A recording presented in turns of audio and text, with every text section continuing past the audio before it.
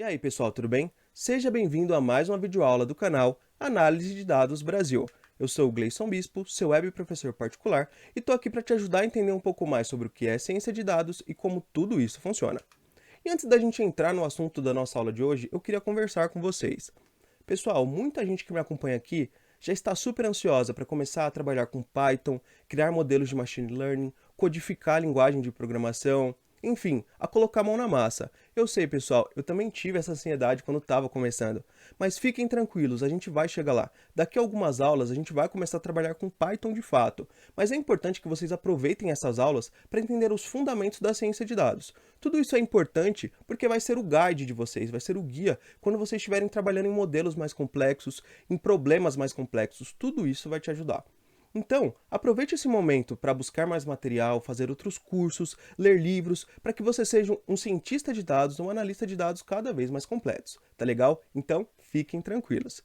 Dito isso, como de costume, vamos recapitular os principais pontos e tópicos da nossa última aula. Na última aula, nós falamos um pouco sobre Machine Learning. E nós vimos que quando falamos de Machine Learning, aprendizado de máquina, o que a máquina está aprendendo são os padrões nos dados, nos nossos dados históricos. E ela aprende através de algoritmos computacionais. Tá legal? Espero que isso tenha ficado claro. Se não ficou claro para você, volta na nossa última aula, eu vou deixar um card nesse vídeo e depois você volta aqui. E por que começar falando sobre Machine Learning e Big Data é super importante para vocês entenderem os fundamentos? Para de fato alinhar expectativas de vocês, para desmistificar o que está todo mundo falando sobre o que é Machine Learning, sobre o que é Big Data.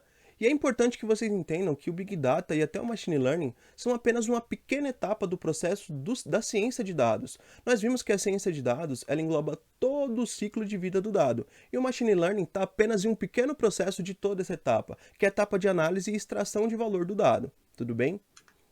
E quando nós falamos do processo inteiro da ciência de dados, o processo holístico da ciência de dados, isso vai envolver uma série de outras disciplinas. Portanto, a ciência de dados ela é uma área multidisciplinar, vai envolver várias áreas do conhecimento.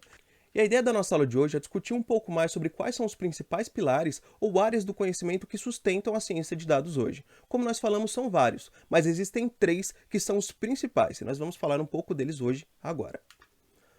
A primeira área do conhecimento que envolve a ciência de dados é a ciência da computação, a parte de programação. Por que isso é importante? Porque através da programação nós vamos automatizar as nossas rotinas. Nós vamos automatizar o processo de extrair valor do dado, de criar ou de aplicar os modelos de machine learning. Então a programação, quando você domina a programação, isso te ajuda a automatizar as suas rotinas, automatizar os seus processos e fazer com que tudo seja muito mais rápido. Tá legal? A segunda área que envolve a ciência de dados, esse processo de ciência de dados, é a matemática e estatística. Por que a matemática e estatística é importante? Porque somente através de cálculos numéricos, de técnicas de estatística ou probabilidade que nós utilizamos de fato para extrair o valor do meu dado. Então, quando nós utilizamos uma moda, uma mediana, uma média, quando nós vamos descobrir qual é o formato da minha distribuição, o que nós estamos utilizando ali são técnicas de estatística e matemática, por isso que é tão importante.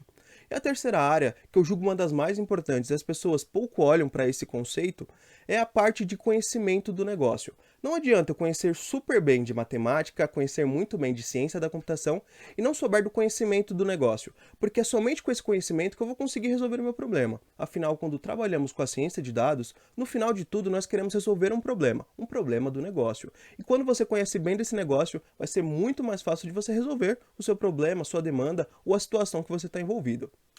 Por fim, quando juntamos esses três pilares, nós temos a ciência de dados da forma que nós conhecemos hoje. Além disso, quando nós cruzamos duas dessas áreas, nós temos uma área do conhecimento resultante. Só para você entender, dentro do processo de ciência de dados, quando nós juntamos a ciência da computação e a matemática e estatística, nós temos a aplicação de modelos computacionais, modelos de machine learning, que são modelos computacionais que envolvem técnicas de matemática e estatística na extração de valor ou previsão baseado nos meus dados históricos.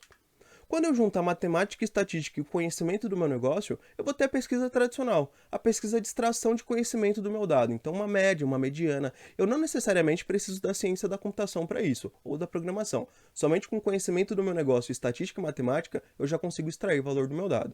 E por fim, quando nós juntamos a programação e o conhecimento do negócio, nós temos desenvolvimento de aplicações computacionais.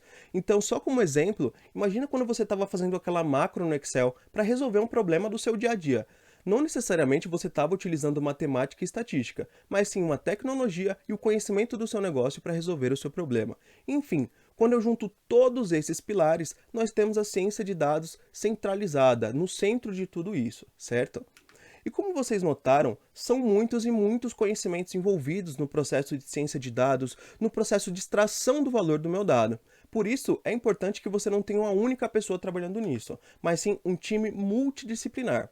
Por que isso é importante? Porque você vai ter uma pessoa que conhece muito bem da matemática e estatística, uma pessoa que, além dos outros conhecimentos, conhece um pouco mais da programação, uma outra pessoa que está mais tempo no negócio. Quando você junta todo esse time multidisciplinar, você vai conseguir extrair muito mais valor do seu time de ciência de dados. Tá legal? E por fim, quando nós trabalhamos com a ciência de dados, existem alguns perfis que são específicos dessa área, porque cada um desses profissionais vão cuidar de uma parte do ciclo de vida daquele dado que a gente viu lá no início. A gente vai ter o engenheiro de dados, o analista de dados e o cientista de dados. Mas isso, pessoal, é assunto da nossa próxima aula. Eu espero que você tenha gostado, entendido um pouco mais das áreas que envolvem a ciência de dados. E não se esquece de deixar o seu like, se inscrever no canal e compartilhar o nosso conteúdo. Além disso, pessoal, todos os slides das nossas videoaulas já estão lá no nosso GitHub. Então segue a gente lá. A gente também está no LinkedIn, no Twitter e no Instagram. É só procurar por Dados Brasil. Muito obrigado e eu vejo você na nossa próxima aula. Falou!